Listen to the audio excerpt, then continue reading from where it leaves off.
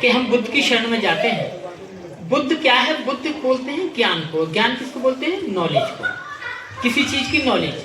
अब जैसे देखिए, बहुत पढ़े लिखे व्यक्ति हैं, बुजुर्ग हैं, तो उनके पास एक्सपीरियंस बहुत है, लेकिन वो एंड्रॉइड मोबाइल नहीं चला सकते, लैपटॉप नहीं चला सकते, कंप्यूटर नहीं चला सकते। बहुत सारे लोग हैं। अब हमारी बात होती है, कहते हैं भैया मैं तो उठा लेता हूँ और काट देता हूँ, बस इतना जाता। और छोटे छोटे बच्चे उसमें सब कुछ डाउनलोड कर देते हैं। तो ज्ञान किसके पास है? ज्ञान दोनों के पास है, लेकिन क्या है कि एक ने विकसित कर लिया, यानी अपडेट कर लिया उसने अपने आप को, और एक पीछे रह गया। यही ज्ञान है और कुछ नहीं है। इसी ज्ञान को हम कह रहे हैं कि हम ज्ञान की शरण में जाते हैं, जिसको ज्ञान हो जाए, नॉलेज। यही ज्ञान है, बाकी और किसी के लिए हम नहीं कह रहे। फिर हमने कहा धम्मं शरणं गच्छामि। धम्म कहते हैं कि देखिए, डॉक्टर साहब के घर आने के लिए बहुत सारे रास्ते हैं। इधर से भी आ सकते हैं, इधर से भी आ सकते हैं, पीछे से गली से भी घूम के आ सकते हैं। एक ये भी हो सकता है कि पहले जी जब वहां से घुसेंगे, मुरादनगर साइड से, मोदी नगर साइड से घुसेंगे, तो पहले पूरे अंदर तक जाओ मेरठ में, और फिर चक्कर लगा के फिर उधर पहुंचो, और फिर वहां से लौट के आओ, तो तुम्हें 2 घंटे लग जाएंगे। और कोई कह देगा कि सीधे सीधे सामने चले जाओ, वो ना 1 किलोमीटर पे। तो उत्तम रास्ता कौन सा है? उत्तम रास्ता है कि जो नजदीक है और सेफ है, सुरक्षित भी है, बढ़िया बना हुआ है। तो जिंदगी सभी जी रहे हैं, लेकिन अच्छी जिंदगी, सरल जिंदगी, बढ़िया जिंदगी, यानी कि रास्ता, अच्छा रास्ता। तथागत बुद्ध ने हमें अच्छा रास्ता दिया कि इस रास्ते पे चल के आपका जीवन सुखमय होगा, सरल होगा, अच्छा होगा। जो चोर है जिंदगी वो भी जी रहे हैं, लेकिन उनकी बढ़ाई नहीं होती, उनकी प्रशंसा नहीं होती। प्रशंसा किनकी होती है? जो अच्छे लोग हैं, जो लोगों को ज्ञान देते हैं, उनकी प्रशंसा होती है। इसलिए जो रास्ता अब तथागत बुद्ध ने हमें अच्छी जिंदगी जीने का बताया, उसी को हम कहते हैं धम्म। यानी कि हम धम्म की शरण में जाते हैं। तो इसको हमने क्या कहा? धम्मं शरणं गच्छामि। फिर तीसरी शरण हमने कहा संघं शरणं गच्छामि। संघ कहते हैं अच्छे लोगों का संघ। अच्छे लोगों का संघ कैसे? कि जैसे चोरों का भी संघ होता है, वो भी ग्रोह में चलते हैं। एक तो होता नहीं चोर, कम से कम 2 तो होते हैं कि तू देखता रहना, कोई आ तो नहीं रहा, मैं चोरी करके ले, और फिर दोनों निकल लेंगे। तो ग्रोह हो गया, संघ हो गया उनका। लेकिन अच्छे लोगों का संघ भी होता है। अब हम यहाँ कैसे लोग बैठे? अच्छे लोग बैठे हैं, नैतिकवान लोग बैठे हैं। तो अच्छे संघ की हम अच्छी संघ ग्रहण करेंगे। इसे बोलते हैं संघं शरणं गच्छामि।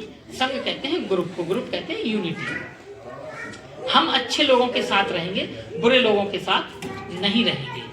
वो संघ कई तरह के होते थे। भिक्खु भिक्खुणी संघ होते थे, उपासक उपासिका संघ होते थे, अनागारिक संघ होते थे। तो ये उस समय संघ थे। तो ये जो हमारा उपासक उपासिकाओं का इस समय संघ है, वो भी अच्छे लोगों का संघ है। हम ऐसे लोगों के साथ रहेंगे, गंदे लोगों के साथ बिल्कुल नहीं रहेंगे, जो हमें ये कहें कि नहीं भांग पी और व्यभिचार कर। बहुत सारे संघ हैं ऐसे। अभी एक संघ आने वाला है, उस संघ के लोग क्या करेंगे? भांग पिएंगे, चोरी करेंगे। तो हम उनके साथ नहीं रहेंगे। हम किनके साथ रहेंगे? जो अच्छे लोग हैं। और फिर हमने पंचशील ग्रहण किया। पंचशील क्या है? पंचशील जितनी मेरे लिए जरूरी है, उतने ही मेरे पिताजी के लिए जरूरी है, और जितनी उनके लिए जरूरी है, उतनी ही मेरे बच्चे के लिए जरूरी है, और जितनी मेरी जीवन संगनी के लिए जरूरी है, उतनी मेरी बहन, भाई, माता, बहन सबके लिए जरूरी है।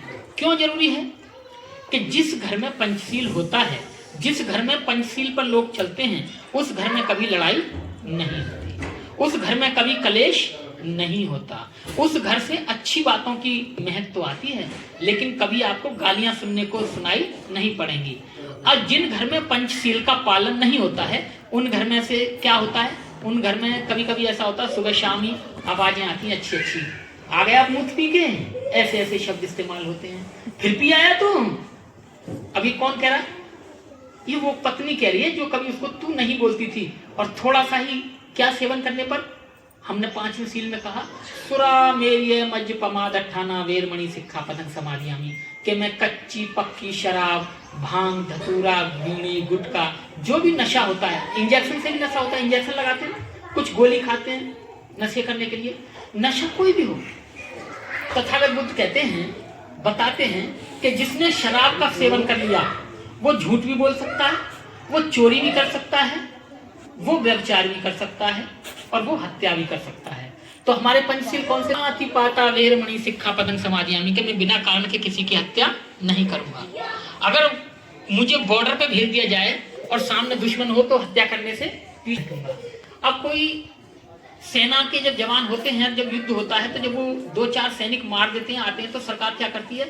उन्हें कुछ पैसे देती है, प्रशस्ति पत्र देती है और कहते हैं कि इनको परमवीर चक्र दिया जा रहा है। कि क्यों दिया जा रहा है? कि इन्होंने दुश्मनों को मारा, 10 दुश्मन मारे, और पड़ोस के 10 क्या, एक कुत्ते को मार कर दिखा देना। एक कुत्ते को मार कर दिखा देना, आप कहां जाएंगे?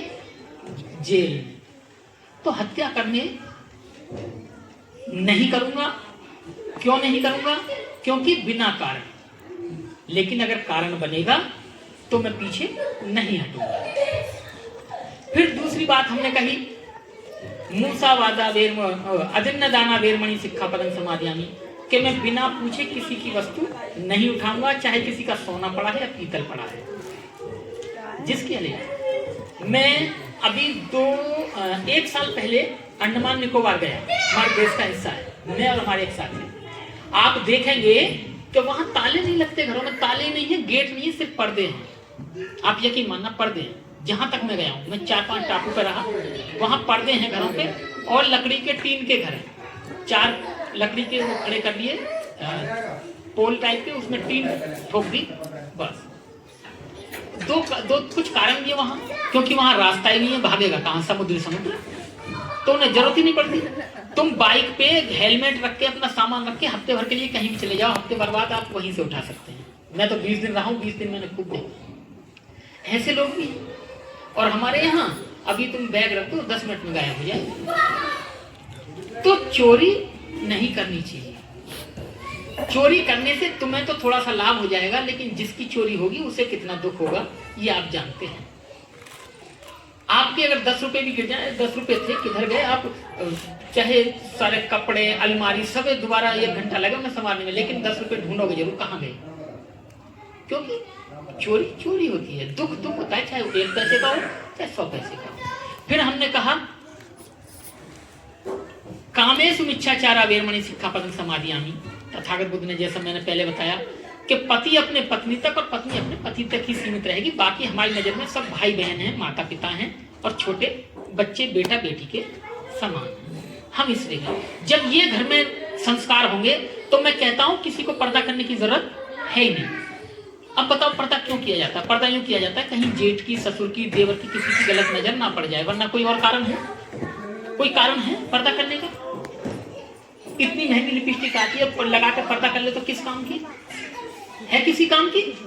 सब बेकार।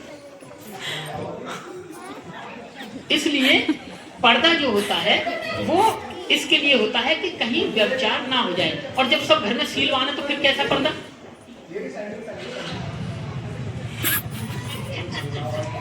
तो पति को दिखाने के लिए तो घर में करना चाहिए, फिर बाहर निकलते समय क्यों लगाते हैं? नहीं, पति घर में तो मार्केट जा रही है, सब्जी लेना, लिपस्टिक लगा जाती है, तो पति रास्ते तक देखते जाते हैं। ये गलत बात है। ऐसा नहीं है कि पति के लिए लगाई जाती लिपस्टिक। पति ऑफिस में है, पत्नी मार्केट जा रही है, मेकअप करके जाती, तो वहां किसको दिखाने जा रही है? ऐसा नहीं। सुंदर हर कोई दिखना चाहता है। आदमी भी अपनी दाढ़ी रोज बनाता है कि कहीं सफेद ना दिखाई दे जाए, रोज बनाओ। हर कोई सुंदर दिखना चाहता है। पशु पक्षी, तो आपने बिल्ली देखी? बिल्ली सुबह ही अपने पंजे को ऐसे चाटेगी, फिर मुंह धुलेगी, वो मुंह धुलती है। आपने चिड़िया देखी है? पंख अपने 4 बार धुलती है, वो अपने फेस को साफ करती है, वो भी सुंदर दिखना चाहिए। सब सुंदर दिखना चाहते हैं। और फिर अगर ज्यादा सुंदर हो जाओ तो फिर उसको मुंह ढको, तो किस काम का? लेकिन इन सबका इलाज तथागत बुद्ध ने हमें दे दिया। क्या दे दिया? यही पंचशील दे दिए। जब घर में सब नैतिकवान होंगे तो कोई किसी को बुरी नजर से नहीं देखेगा, सब सुंदर होंगे, सब अच्छे लगेंगे। फिर हमने कहा, मूसा वादा वेरमणि सिक्खापदं समादयामि, कि मैं अपने मुंह से किसी को गाली नहीं दूंगा, चुगली नहीं करूंगा, झूठ नहीं बोलूंगा, क्योंकि इस मुंह से ऐसे शब्द निकल जाते हैं जिनका कोई मतलब कि रिश्ते तक खत्म हो जाते हैं। इन्हीं शब्दों से, इसी मुंह से हम किसी को गाली देते हैं, इन्हीं मुंह से हम चुगलियां करते हैं। तो इसलिए हम जब भी अपना मुंह खोलेंगे, अपने मुंह से ऐसी बात कहेंगे जिससे हम घर परिवार सारे रिश्तेदार एकजुट रहें। फिर पांचवा हमने वही कहा, सुरा मेरी मजपमा दठाना वेरमणि सिक्खा पंसानी में कच्ची पक्की शराब नशा से नहीं करूंगा। अब ये बताओ, जिस घर में ये 5 चीजें होंगी वो घर संतुष्ट होगा नहीं होगा? उस घर में सब शीलवान होंगे, कहते होंगे इस घर में से कभी हमने लड़ाई झगड़े की आवाज, ऊंची आवाज सुनी नहीं, बड़े अच्छे लोग हैं। और जिस घर में एक भी सील टूटता है तो उस घर में से गालियां नाम की बदबू आती है।